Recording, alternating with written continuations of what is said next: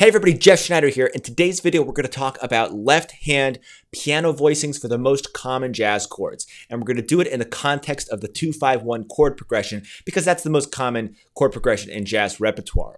Now, you don't always have to use these voicings within a 2-5-1, but I figure since it's such a popular progression, let's demonstrate within that context. Let's get started right away. We're going to break it up into an easy, medium, and hard level. First, the easy level, just using the basic chord tones. We're going to talk about C major for now. The 2-5-1 in C major is D minor 7, G7, C major 7.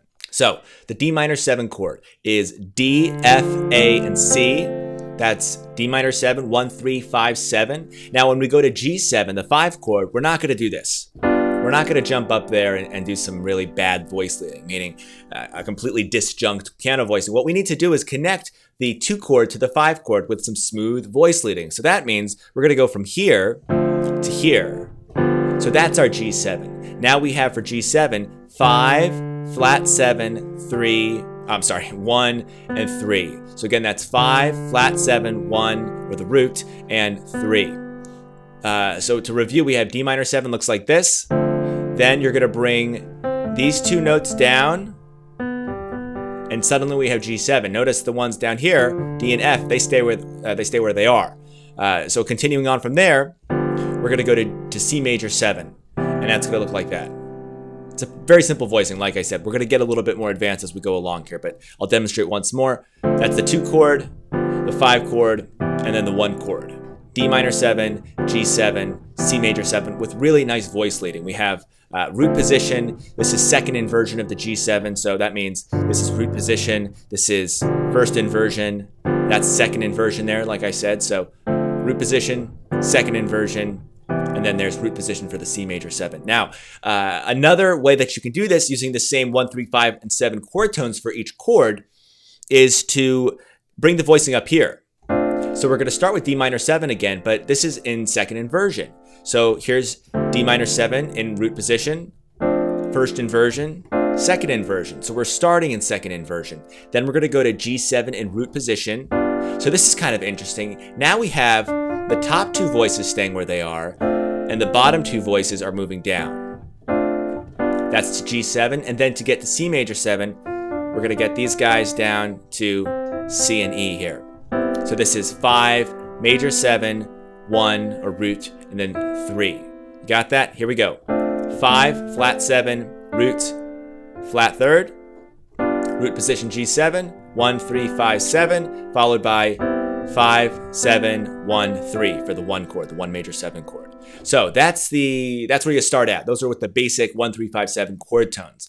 Now, if you want to get a little bit more advanced, you can omit the root and add in some other extensions, like the 9, for instance. So here's D minor 9. Instead of this, we're going to move the whole thing up a third, and now we have F, A, C, E, or third, 5. This is the flat third, the 5th, the flat 7, and then the 9. So this is a D minor 9 chord. Now we don't have the root there, as I said, but you know, if you're playing with a bass player, that's obviously going to be covered by the bass, you know, something down here. Now, if you don't have a bass player, you can still pull off the sonority of this chord without playing a D. Yes, these are the same notes as an F major 7, but again, it's all about context. If you're playing a 2-5-1 and you use this voicing, it's going to still sound like a D minor 7, so don't worry about that too much. Okay, going on, we're on D minor 7, and we're going to go to G7 like this. We have the flat 7 down there, there's the 9, this is the 3rd, and there's the 5. So technically this is a G9 chord. But the thing to remember, you always want to be thinking about the formulas here with the numbers. We have for D minor 7, 3, 5, 7, 9. For the G7, we have 7, 9, 3, 5. And then to get to C major 7, we're going to jump over here to a C major 9 chord. That's 3, 5, 7, 9. So the formula for the 2 chord and the 1 chord are actually the same, 3, 5, 7, 9. 3, 5, 7, 9 for D minor 7, and then 3, 5, 7, 9 for C major 9. Alrighty, I'll play it one more time. Super smooth voice leading. This is what we want, especially with left hand. We have to do the alternate version of what we just did. So instead of playing it here, we're going to move the whole thing over here. Same 4 notes, just a different arrangement, a different inversion. Now we have 7, 9, 3, 5.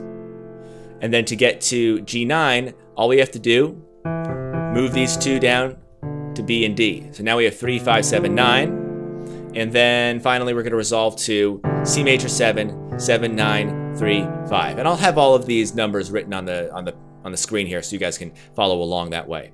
Again, you want to be thinking in terms of numbers because you're not going to be playing this progression in C major all the time. You're going to be doing it in all other keys. Remember the numbers, that way you can transpose it much more easily. All right, so that was the alternate version of sort of the intermediate stage. Now let's go to a little bit more of an advanced level where we take, well, we'll take the same voicings we just did, but we're going to alter them slightly. So instead of, we'll keep this one the same, but when we go to G7, instead of this, which is just a straight up G9 chord, we're going to keep the E where it is. So now we have a G13, a little bit more interesting. If you want to make it even more interesting, what you can start to do is flat the 9 or the 13. So let's say we want to make it a flat 9. We're going to take the 9 there and make it a flat, A flat. So check this out. That sounds pretty cool, right? And then we're going to resolve just like we did before to C major 9, 3, 5, 7, 9. Or, remember, this is the advanced level, so I can give you guys some more options. Instead of coming from G13 flat 9 here and going to a straight up C major 9, we can take this 5 and make it a 6, aka 13. So let's hear what that sounds like all together. Slightly different variety there. Okay, let's do another example. This time we're going to do a flat 13. That sounds nice. Got that flat 13 up there. We have 3, 5, 7, 9 for the D minor 7. This is 7, 9, 3. There's the flat 13 up there. And then our basic 3, 5, 7, 9 for the 1 chord. Or we can make that 5 a 6, always an option. The 5 in this case is perfectly fine to omit and just replace with the 13 or the 6. So we'll do one other option for the more advanced level. Instead of playing the voicing up here, let's go to this one down here. So we talked about this before in the intermediate stage where we have 7, 9, 3, 5 for D minor 7 or the 2 chord. And then when we go to G7, we can do the same thing. We can go, instead of playing that 5 there, we're going to play the 13. So we'll have 3, 13, 7, 9. It sounds like this. Alrighty, and then you can do all the other alterations we talked about. Flat the 9, flat the 13. You can even sharp the 9 if you guys want to try some other sounds. These are called altered dominant chords. You've heard of the altered scale before. You've heard of altered chords. All that means is you're altering the extensions. You're making them flat or sharp. That's pretty much all there is to it. So yeah, you want to be able to practice these in all 12 keys. I would start with, if you're feeling like this is a lot right away, then just start with the first level, where you're just doing 1, 3, 5, and 7, just the basic chord tones.